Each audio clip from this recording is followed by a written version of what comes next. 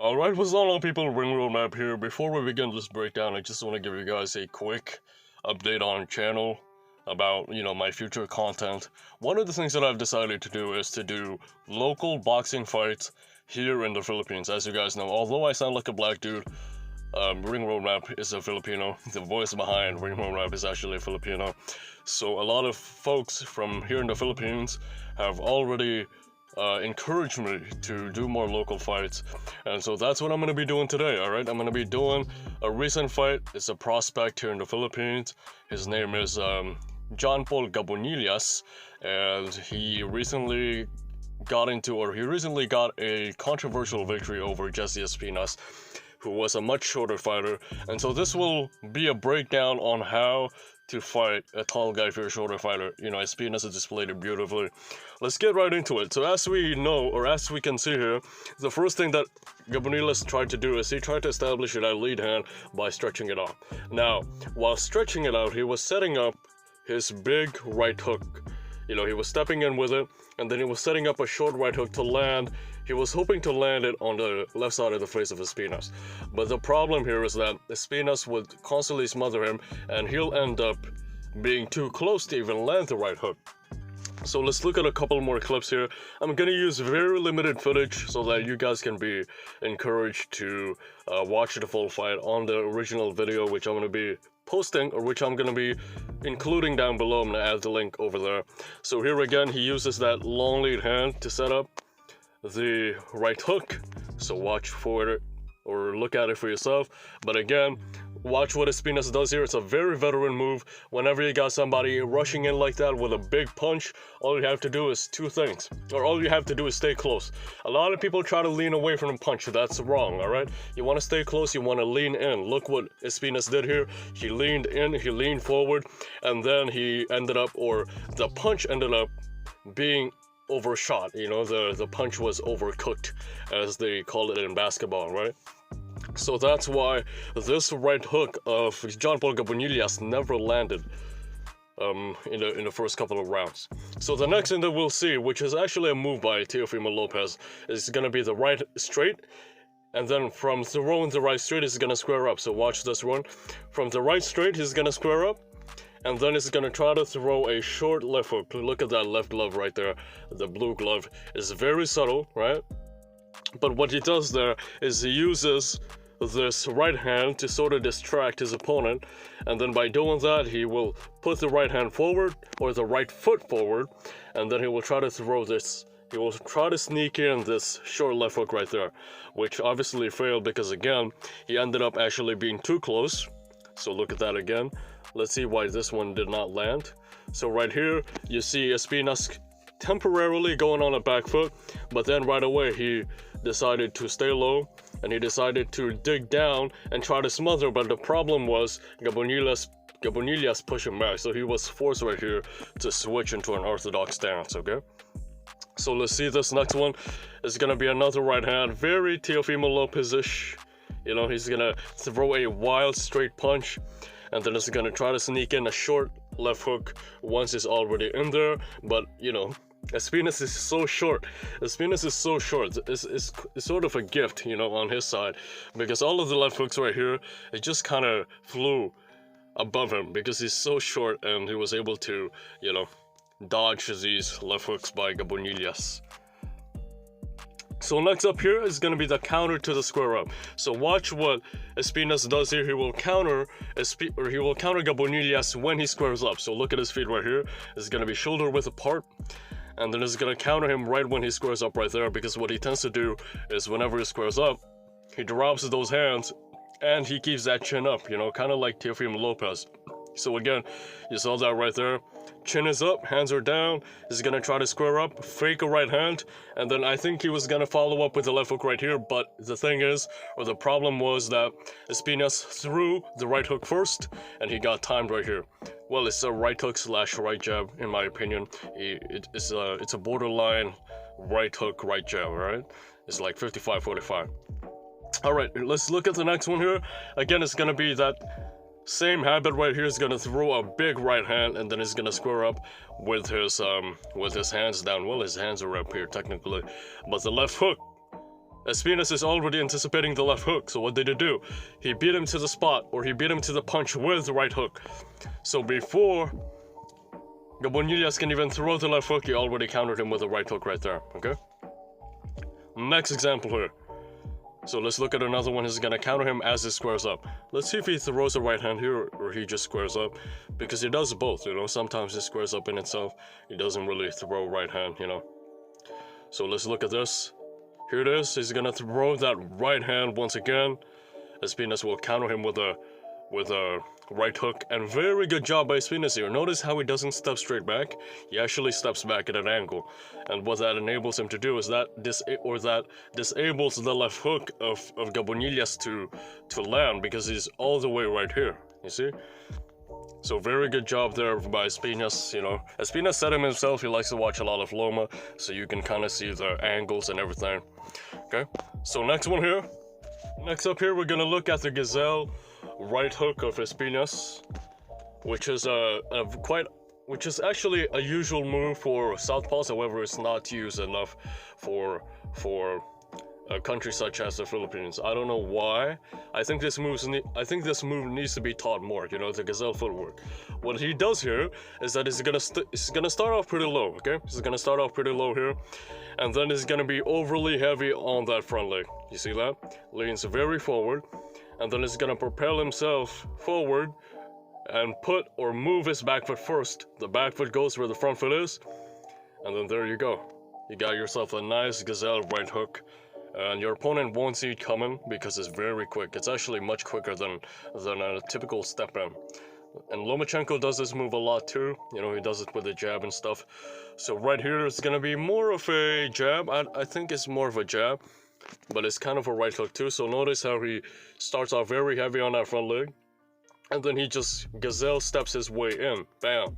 Alright, back foot goes where the front foot is, and by the time he goes back into the second stance, that left hand is getting close right there, motherfucker. So right here is very close, and then he gets to land that left hand very easily because it's now very close to John Paul.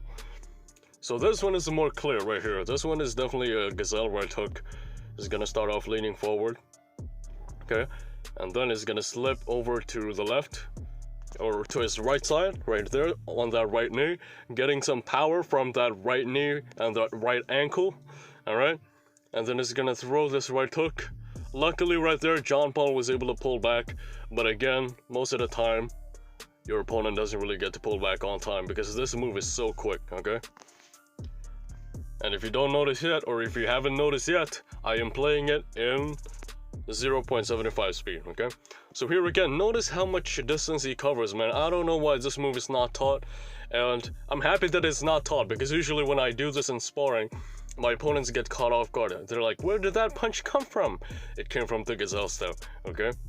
So he's gonna start off again with that, or by putting his head in line with his right knee, and then throw that Gazelle step. Again, right here, John Paul was able to pull back. It's a matter of inches, guys. Luckily for John Paul, he has some great reflexes, but for most people, they're gonna get knocked out with that.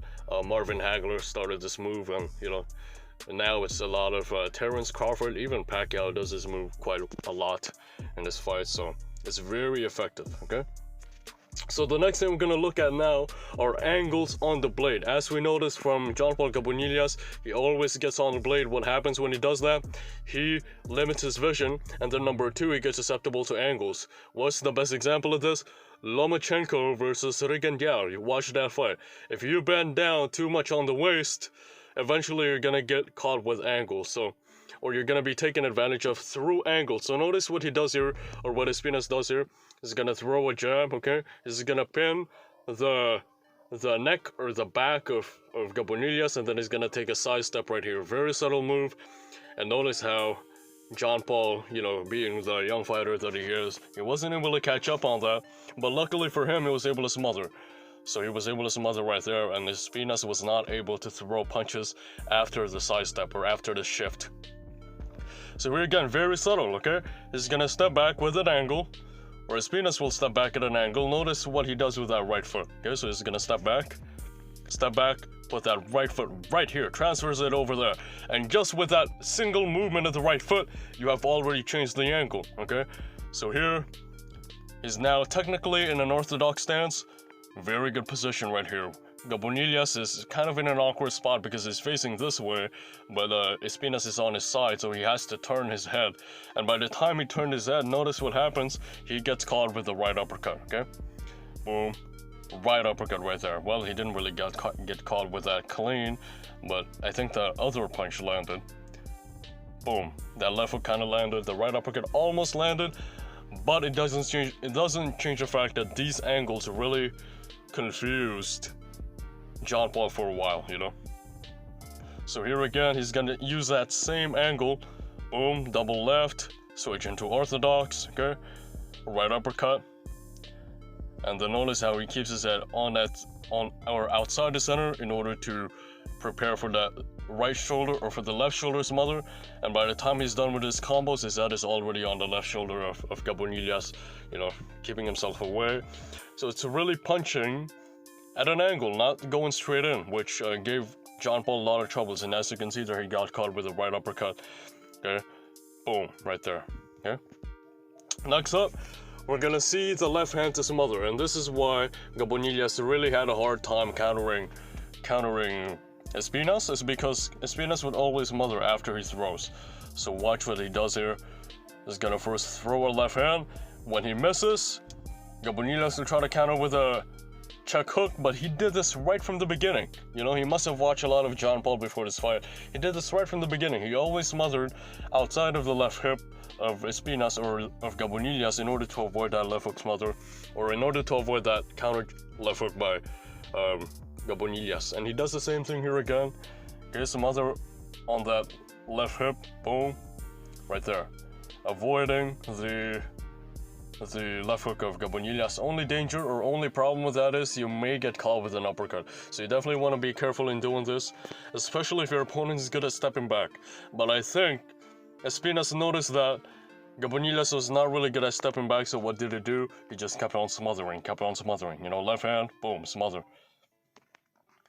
Left hand, after he throws his left hand, he's like, where's the shoulder? It's right there. Boom, smother, right? Okay, the next thing I'm gonna look at are some variations of the gazelle right hook, because later on, Gabunilas was able to figure it out. Not necessarily counter it, but he was able to figure it out. And he was able to make John Paul miss while making him hesitant with the check hook. Okay, so every time Espinas would try to throw that gazelle right hook, John Paul would try to counter him with the left hook of his own. So he needed to become more deceptive with it.